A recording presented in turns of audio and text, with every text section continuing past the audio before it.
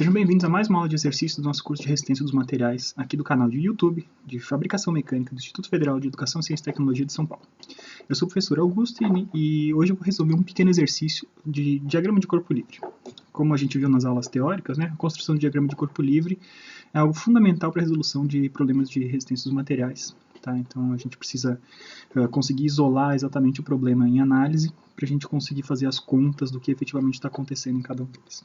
Esse é o problema. A gente viu também as condições de como que a gente conseguiria tratar os tipos mais comuns de apoio, tá? Então isso aqui é só uma revisão. Então a gente tinha visto que basicamente, nos problemas mais básicos, a gente ia lidar com 3 tipos de apoios, que eram as articulações, os pinos, os roletes e os engastes. Então, a partir do que esses caras restringiam ou não restringiam, a gente ia substituir eles pelas forças e pelos momentos que eles conseguiam induzir. Então, um pino como esse, ele impede deslocamentos na direção de x e na direção de y, então, portanto, ele faz aparecer no diagrama de corpo livre, no lugar de ter esse desenho aqui. Quando a gente faz o diagrama de corpo livre, a gente vai desenhar no lugar do pino uma reação, digamos que ele esteja no ponto P, tá? Reação em P na direção de y, e reação em P na direção de x. O rolete, por outro lado, ele só impede, digamos que ele esteja no ponto Q. Então, como ele só impede movimentos na direção vertical, ele permite esse movimento na direção paralela ao lugar onde ele está apoiado, A única força que a gente insere aqui vai ser uma força na direção de y, então RQY. Por último, entre os 3 tipos de apoio mais comuns, a gente tem o engaste. Então, o engaste, com alguma coisa que está chumbado numa parede ou no chão, não existe possibilidade nenhuma de eu deslocar ele na vertical, de deslocar ele na horizontal, e tampouco de eu fazer rotações. Tá? Então, como ele impede rotações também, digamos que esse ponto ali na parede seja o ponto O. No lugar de, quando eu tenho o engaste num problema num desenho esquemático de uma estrutura, eu vou substituir esse desenho esquemático por todas as reações que ele pode induzir. Então, eu tenho a reação no ponto O na direção de Y, a reação no ponto O na direção de X, e além disso, como ele também impede a rotação, ele também insere o momento. Tá? Então a gente desenha aqui um momento reativo em O. Tá? Isso a gente tinha visto na aula teórica. Esse problema aqui é um problema que vocês percebem que eu não tenho nenhum desses tipos de apoio. Tá? Então é um problema para a gente ver se a gente entendeu qual que é o conceito de diagramas de corpo livre. E o enunciado de vocês, que vocês devem ter visto aí no começo do vídeo, falava o seguinte: para desenhar o diagrama de corpo livre de uma roda que está subindo no meio-fio, tá? Então está aqui a rua, aqui está o meio-fio, essa roda vai subir no meio, está quase subindo no meio-fio, está sendo puxada com uma força P, e ela está na iminência de subir. Tá? Então, deixando a revisão aqui de lado, vamos falar agora do nosso problema em si. Tá? Então, o que é na iminência de subir? Então, esse conceito tem a ver com o tamanho da força P, certo? Então, o que eu quero dizer quando eu estou na iminência de subir? Eu quero dizer que se P fosse um pouquinho maior, se eu tivesse um P mais um ΔP tão pequeno quanto eu quisesse, então eu subiria. Certo? Isso que ele está querendo dizer quando ele diz que essa roda está na iminência de subir. P é o maior valor possível antes dessa roda subir.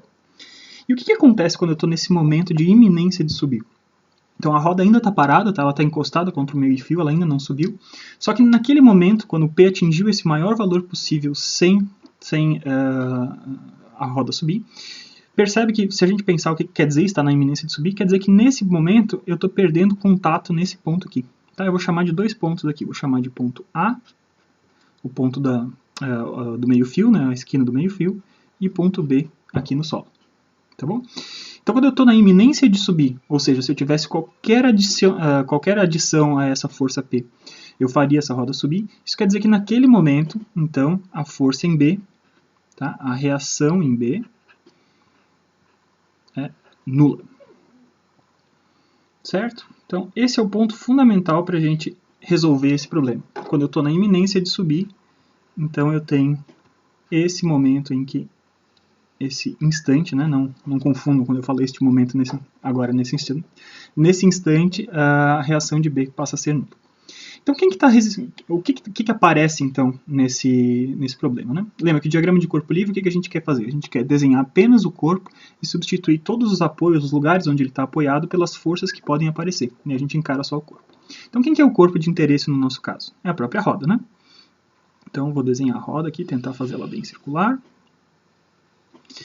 E quem que está agindo de forças nessa roda? Então, eu sei que eu tenho uma força horizontal valendo P. Então, isso é um dado do meu problema. Além disso, eu tenho o peso da própria roda, né? Então, o peso da própria roda, no enunciado ele falou que é um peso uniforme, certo? Então, eu sei que esse peso uniforme está aqui, e ele vale a massa dessa roda vezes a gravidade. Tá bom? Por que eu apliquei ele no centro? Porque é uma roda uniforme, né? Então, qualquer corpo uniforme, que eu digo, então, uniforme no sentido de distribuição uniforme de cargas ao redor dele inteiro, então eu posso aplicar essa carga exatamente no centro desse corpo. Tá bom? Então eu tenho esses dois carregamentos externos, tá? A gente está chamando, como eu estou considerando o peso da roda, né? Como é o que está carregando essa roda. Né? O único motivo pelo qual a roda não subiu é por conta do peso dela, tá? Então como eu estou considerando isso, então eu estou considerando ele como se fosse uma carga externa, tá bom? E além disso, então como eu sei agora que no ponto B eu não tenho nada, todas as forças que aparecem estão aparecendo no ponto A. Então o ponto A está aqui. Então quem que vai aparecer no ponto A? Vai aparecer simplesmente uma força na vertical? Não, né? Porque se só aparecesse uma força na vertical, essa força aqui não estaria balanceada por ninguém e essa roda estaria se mexendo, ela estaria subindo no meio-fio. Tá? Então ela aparece sim uma força na vertical. Então eu sei que eu tenho uma componente no ponto A na direção de Y. Ela é responsável por contrabalancear esse peso. Então o peso tende a puxar essa roda para baixo. E essa força que aparece na quina, essa componente vertical que aparece na quina sustenta essa nossa posição. Só que ao mesmo tempo, a quina também vai ter que ter uma componente horizontal. Então uma componente horizontal, uma reação no ponto A na direção de X, que vai contrabalancear essa força da corda que está puxando. Então agora sim eu tenho um diagrama de corpo livre completo para esse meu problema.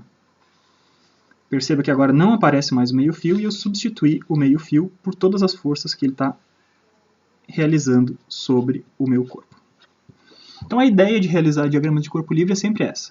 Geralmente nos nossos problemas de resistência dos materiais vocês vão ter apoios como esses, os apoios de pinos, roletes ou engastes. Só que mesmo quando a gente não tem um apoio como esse, como era o caso aqui quando a gente tinha uma superfície lisa e apoiado contra uma quina, se vocês entenderam a teoria de como que funciona a construção do diagrama de corpo livre, a gente consegue desenhar algo assim. Tá?